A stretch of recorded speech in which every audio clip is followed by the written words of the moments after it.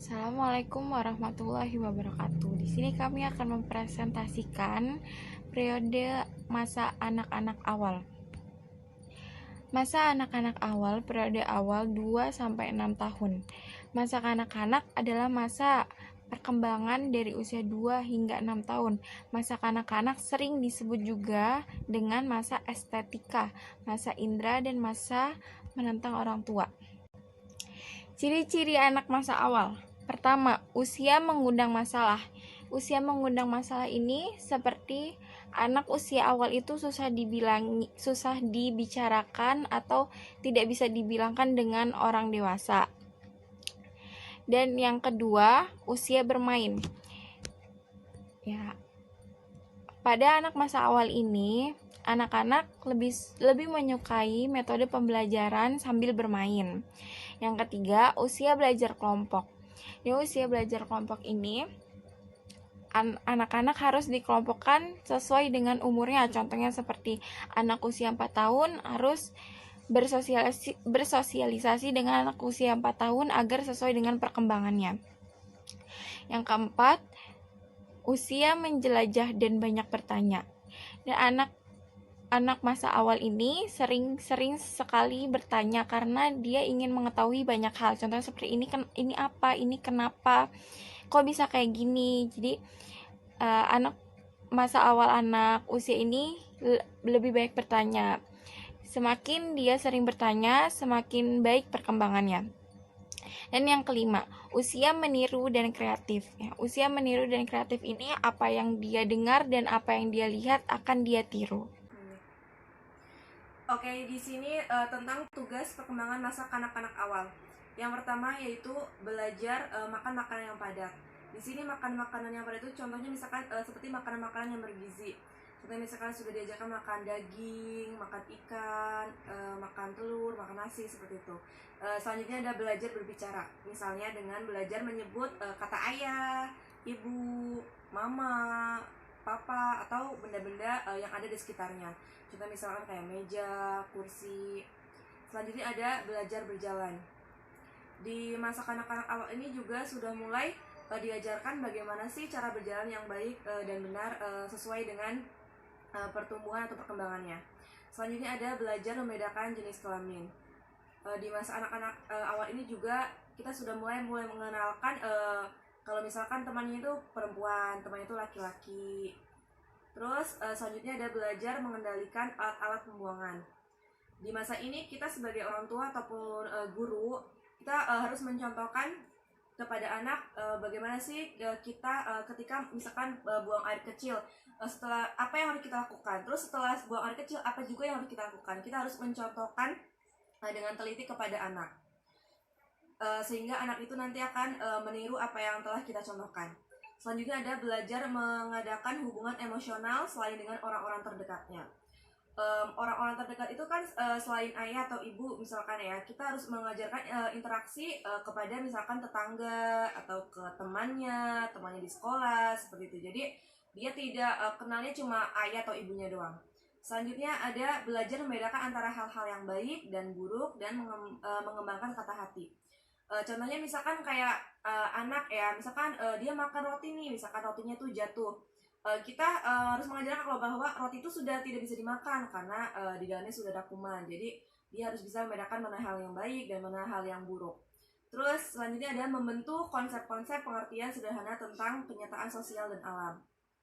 Di masa ini juga kita sudah mulai mengenalkan nih tentang sosialnya, tentang kehidupan sosial, misalkan tentang tadi interaksi dengan temannya, dengan tetangganya. Terus kita juga sudah mulai mengenalkan dengan alam, contohnya misalkan tentang merawat hewan, merawat tanaman. Selanjutnya ada belajar membedakan benar dan salah dan mulai mengedepankan hati nurani. Tadi belajar membedakan benar dan salah kurang lebihnya seperti belajar tentang hal-hal yang baik dan buruk. Jadi kita harus mencontohkan kepada anak tentang hal-hal baik mana yang harus dilakukan dan mana yang tidak boleh dilakukan. Oke, selanjutnya ada bahaya dalam masa kanak-kanak awal. Yang pertama itu bahaya fisik, yang kedua ada bahaya psikologi. Yang pertama bahaya fisik, yaitu yang pertama tentang penyakit. Penyakit yang sering diderita oleh anak-anak pada masa awal itu yang biasanya itu sering itu penyakit tentang pernafasan ya, misalkan pilek, batuk. Tapi itu penyakit yang wajar ya, maksudnya yang tidak berbahaya. Yang kedua ada kecelakaan. Kecelakaan di sini tuh misalkan kayak teman sesama anak-anak itu bermain dorong-dorongan terjatuh, misalkan jadi lebam seperti itu. Kalau nggak misalkan dia main pisau atau gunting ya, itu bisa tangannya misalkan teriris. Tiga itu tidak menarik. Jadi misalkan di usia ini tuh anak-anak tuh sudah mulai menentukan pilihannya sendiri. Misalkan dia pengen pakai bajunya apa, warnanya bagaimana gitu ya. Dia sudah tahu tuh misalkan pakaiannya dia tuh rapi atau tidak gitu ya. Berarti sebagai orang tua atau guru kita hanya misalkan merapikan bajunya, atau kita harus mengikuti keinginannya untuk memakai misalkan baju yang seperti apa. Oke, di sini bahaya fisik yang keempat yaitu tentang kegemukan. Jadi kegemukan itu bukan cuma dialami oleh anak-anak pada masa awalnya ya, tapi semua usia. Jadi kegemukan itu sangat berbahaya bagi tumbuh kembang anak. Jadi anak itu jadi males gerak, terus misalkan temannya kayak bermain aktif, dia malas, tidak mau melakukan kegiatan yang berhubungan dengan fisiknya. Yang pertama ada bahaya dalam berbicara. Seperti yang kita ketahui bahwa anak pada masa ini sudah mulai aktif berbicara. Jadi ketika ada seseorang anak yang mengalami kesulitan dalam berbicara, itu akan menghambat komunikasinya kepada teman. Jadi anak-anak belum bisa mengontrol amarahnya sendiri. Dia ingin semua keinginannya dituruti. Nah, yang ketiga ada bahaya sosial. Dalam bahaya ini, orang tua atau guru sudah mengajarkan dia bersosialisasi dengan lingkungan, dengan teman-temannya, atau dengan tetangganya. Terus yang keempat ada bahaya bermain dalam konsep perkembangan.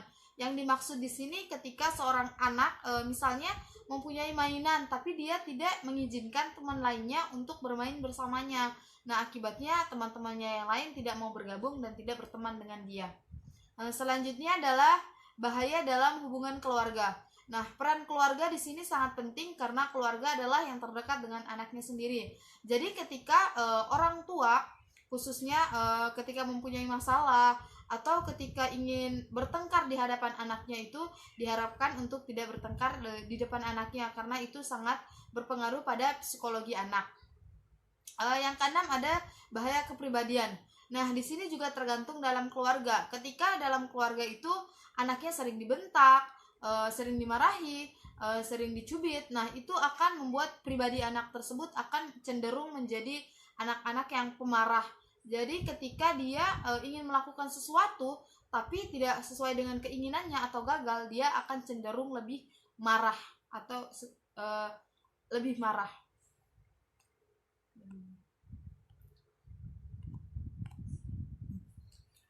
Selanjutnya di sini adalah sikap yang baik yang harus kita pupuk pada usia ini.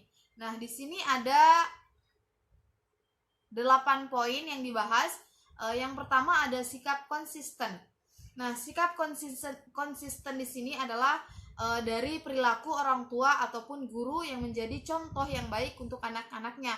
Karena anak itu adalah peniru yang baik, maka orang tua dan guru harus menirukan hal-hal yang baik agar anak-anaknya juga berperilaku yang baik juga. Yang kedua adalah pendidikan keagamaan. Nah, di sini sangat penting pendidikan agama untuk anak-anak usia dini karena anak-anak usia dini ini penyerapannya sangat penting. Jadi agama ini harus ditanamkan sejak dini. Misalnya seperti mengenal Sang Maha Cipta, mengenal orang tuanya, seperti menanamkan cinta terhadap Allah, menanamkan cinta kepada sesama manusia, belajar akidah, belajar akhlak yang baik, terus serta belajar tauhid. Terus yang ketiga adalah input yang diterima. Nah, di sini berbicara tentang kebiasaan anak yang sehari-hari dia lakukan. Jadi kebiasaan-kebiasaan yang kita anggap sepele itu bisa jadi akan terbawa oleh anak-anak ketika dia sudah beranjak dewasa. Lalu yang keempat ada anak yang meniru dengan baik. Seperti yang kita tahu bahwa anak usia ini adalah peniru yang baik. Dia hanya bisa mendengarkan, melihat, lalu menirukan apa yang dia lihat dan dia dengarkan. Karena dia belum bisa mengerti apa-apa. Dia hanya mengambil contoh dari apa yang dia lihat. Lalu ada tidak orang tua tidak memanjakan anaknya. Pada umumnya wajar jika orang tua itu memanjakan anaknya, tapi di sini orang tua tidak boleh memanjakan anaknya berlebihan. Karena ketika orang tua memanjakannya dia dengan berlebihan, ketika dewasa dia akan melunjak dan dia akan terbiasa dengan hal-hal itu dan tidak akan mandiri. Lalu ada lagi melakukan hal-hal kecil. Nah, dari sini orang tua atau guru sudah mengajarkan anak didik untuk melakukan hal kecil. Misalnya ketika diberi sesuatu dia mengucapkan terima kasih, ketika dia melakukan kesalahan dia meminta maaf, dan ketika diberi hadiah itu dia akan mensyukuri itu. Lalu yang ketujuh ada berbagi itu penting. Jadi di sini sudah diajarkan ketika dia mempunyai sesuatu atau makanan, dia sudah mulai berbagi kepada teman-temannya. Lalu ada lagi yang terakhir, menyatakan salah jika memang salah. Dia mengetahui kesalahannya dan dia sudah mulai mengakui kesalahannya bahwa perlakuan atau perbuatannya itu tidak baik dan merugikan orang lain. Oke, selanjutnya di sini ada aspek-aspek pendukung perkembangan anak. Yang pertama yaitu kesehatan dan gizi. Di sini faktor kesehatan dan gizi itu sangat diperhatikan ya. Gizi itu misalkan makanan. Makanan apa sih yang bagus untuk pertumbuhan dan perkembangan anak, kita sudah harus memikirkan sebagai orang tua dan guru juga. Misalkan ikan yang banyak protein, sayur-sayuran misalkan yang banyak mengandung kalsium, susu juga sama seperti itu.